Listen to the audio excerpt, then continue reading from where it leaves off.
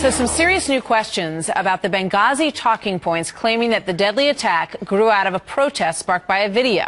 A new Senate report is shedding light on the role played by the CIA's former deputy director in changing those talking points. Jeff Morrell. Senator Lindsey Graham, for one, wondering if politics were involved. What I found curious is that he did not accept responsibility for changing the talking points. He told me the FBI had done this. I called the FBI. They went ballistic. Within 24 hours, his statement was changed where he admitted the CIA had done it. We're going to go back over what Lindsey Graham just said because it's very important to this story. I'm joined now by retired Major General Bob Scales, Fox News military analyst. Good to have you here, General, as always. Hi, Martha. You know, so this man is becoming a central figure in this entire issue as to why the storyline appears to have changed and been modified throughout this. And just to go back, 4 days after the September 11th attack on our consulate, the CIA station chief, who is the top person on the ground, who knows the comings and goings, knows the groups involved, knows who the players on the ground were likely to have been, sent a memo saying, hello, this was not, underline, not a result of an escalation of protests. Right. That happened 4 days after. The very next day is when Susan Rice went on the 5 Sunday shows and said that they believed that it had sort of come out of a protest that was happening in the streets and sort of got whipped up into this. And this is remarkable.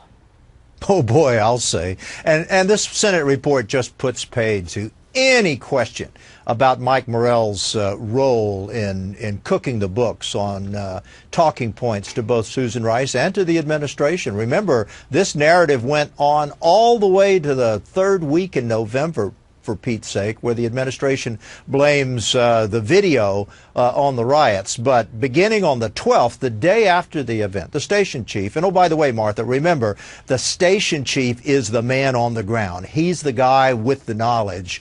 Sent a message to Mike Morell saying, no, I'm sorry, this was an Islamic terrorist event. And again on the 15th, he sent a very similar message saying the same thing. Yeah. And then, as you know, the next day, Morell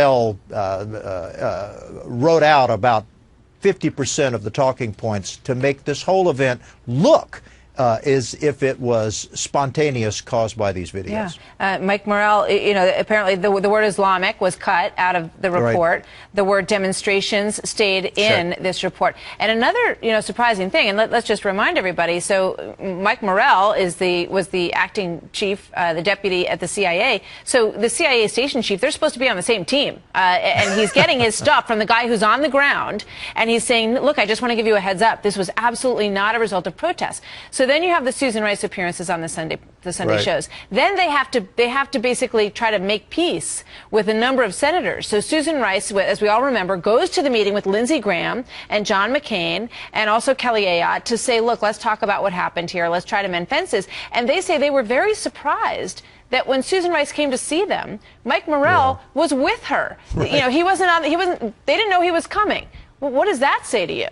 Well, what it says to me is this is business as usual in this town and with this administration. Look, when the deputy director of the CIA has to act as a talking head for someone like Susan Rice, that suggests to me that the administration is doing whatever they can prior to the election to minimize the story from Benghazi, and who better to do this than the deputy director of the CIA. What bothers me the most, though, is that these communications came from the man on the spot, from the station chief, who was literally walking through the ruins of that facility in Benghazi, and not just reporting twice, but reporting constantly, he and his people, about these events. The station chief is a 24/7 sort of CIA infantryman who knows exactly what's going on in his little piece of the world. And clearly, Morell not only turned the narrative around, but at least best I can tell, or we can tell, never picked up the phone and called the White House to correct that narrative between the 15th of November, the 15th of September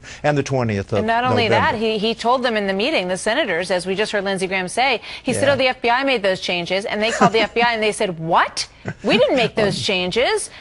those changes they believed were made by him. So this is, you know, a very interesting tale and part of this. And now he's involved in politics. He says he wants to advise politicians and perhaps Hillary Clinton. So we'll see where this all goes to. We're going to stay on it. General, thank you very much. Good to have you here today. Thanks, Martha.